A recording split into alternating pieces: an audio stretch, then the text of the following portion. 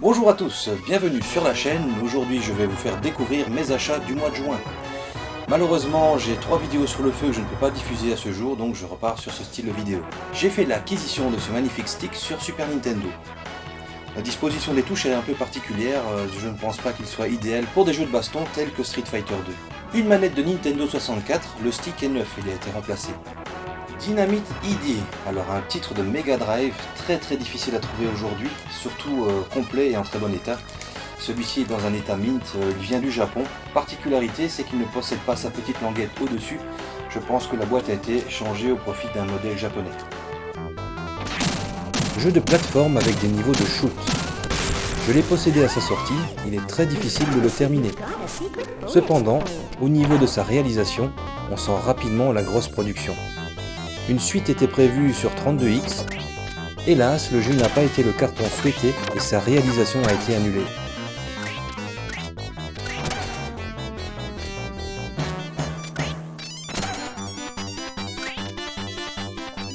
Si vous connaissez la chaîne Back in Toys, le Je viens chez toi du plus grand collectionneur de Belgique, Reynald, je lui ai acheté ce titre.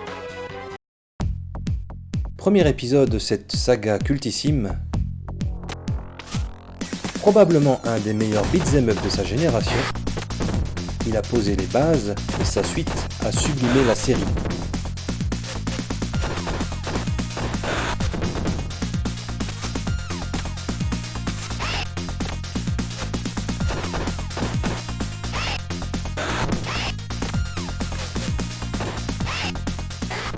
Gentiment offert par mon ami Quark, la manette non officielle Super Nintendo. C'est vraiment particulier étant donné qu'elle a la forme d'une manette Mega Drive avec les gâchettes. Je ne connaissais pas. Nous continuons avec la Super Nintendo avec Mortal Kombat 2. Second volet d'une série de jeux de combat encore sur les devants de la scène aujourd'hui. Dans cet épisode, plus d'hémoglobine, plus de coups spéciaux, plus de fatality, apparition de friendship et de babality. Probablement l'épisode le plus indispensable de la série avant qu'elle ne connaisse certains ajouts dispensables.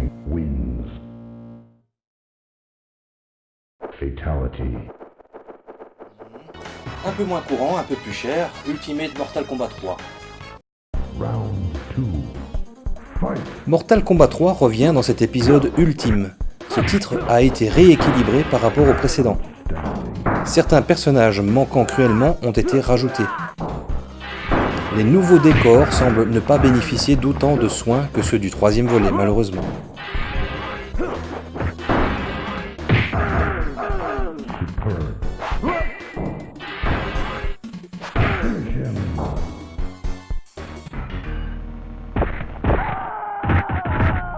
Ça faisait un petit moment que je bavais dessus, Super Castlevania 4.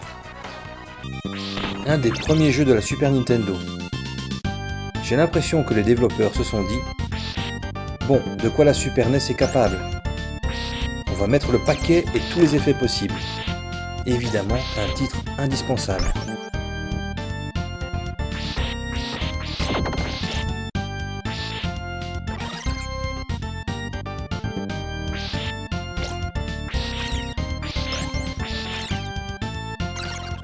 Autour maintenant du magnifique Yoshi's Island. La célèbre simulation de futurs parents, avec les pleurs du bébé Mario. C'est en réalité un magnifique jeu de plateforme. Ses couleurs au ton pastel, sa musique d'une réalisation irréprochable participe grandement à l'ambiance. Sans conteste un indémodable classique.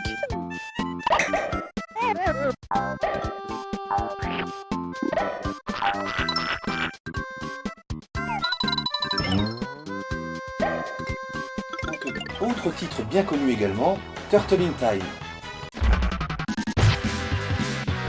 Ah, les années 90, nous étions tous fans des Tortues Ninja. Konami est aux commandes de ce beat'em up célébrissime.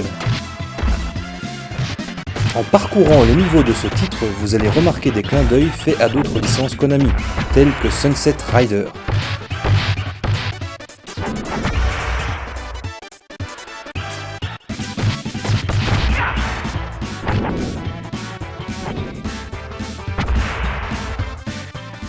passons à la NES à laquelle je joue beaucoup pour le moment avec ce titre Jurassic Park.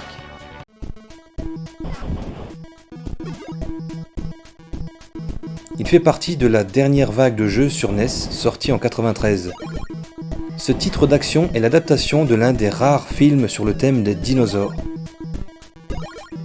Ce jeu est fort sympathique, je ne peux que vous conseiller d'y jouer.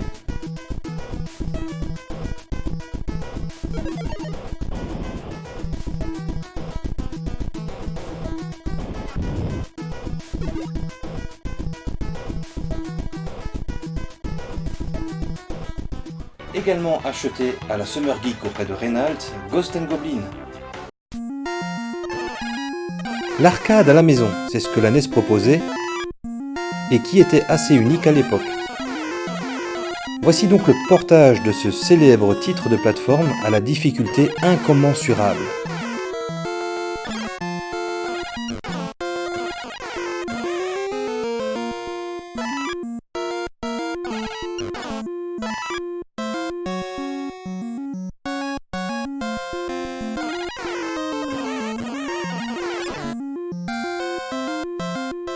Restons encore dans le domaine des Castlevania avec le premier épisode sur NES.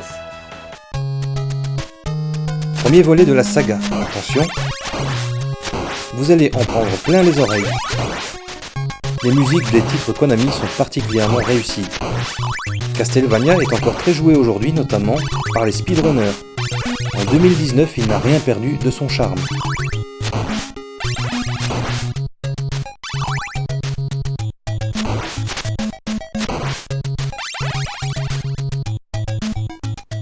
Pas spécialement connu, mais très intéressant et très bien réalisé, Adventure of Lolo 2. C'est un jeu de réflexion en 3 volets. La musique est assez redondante, mais le plaisir de jeu est présent. Le titre est très bien réalisé et les personnages sont tout mimi.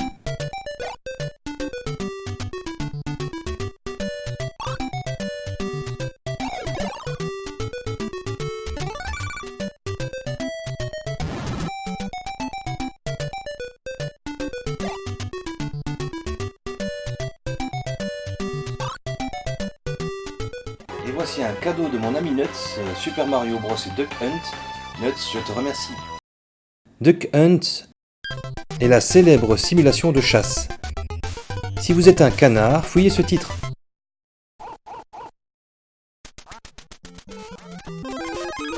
Et Super Mario Bros, si vous n'avez jamais entendu parler de ce titre, eh bien, tu es déjà mort ou tu ne le sais pas encore.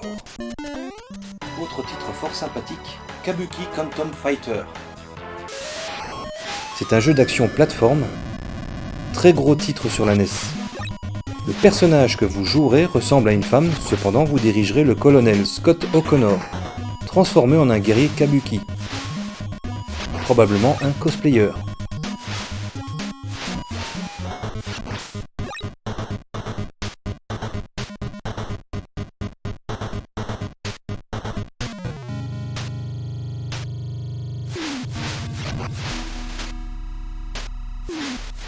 Et pour terminer pour la NES, Solstice.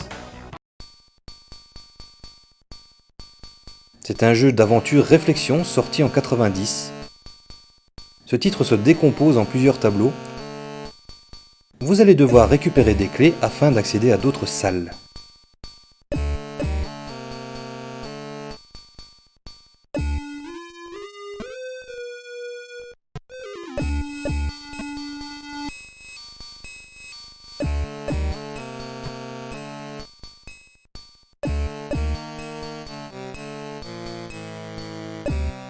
Et je garde le meilleur pour la fin avec une GameCube en loose. Étant plus joueur que collectionneur, je possède également une GameCube aux mêmes couleurs en état mint, je préfère ne pas jouer avec elle, donc j'ai racheté le même modèle. Et pour accompagner cette GameCube, le légendaire Resident Evil 4. L'épisode qui a dirigé la saga vers un style action plutôt que horreur. Adulé par certains, dont moi, détesté par d'autres. Cet épisode a été on ne peut plus soigné. A la base, c'était une exclusivité pour la GameCube, Sony a grincé des dents en voyant le succès rencontré par ce titre et a bénéficié d'un portage downgradé.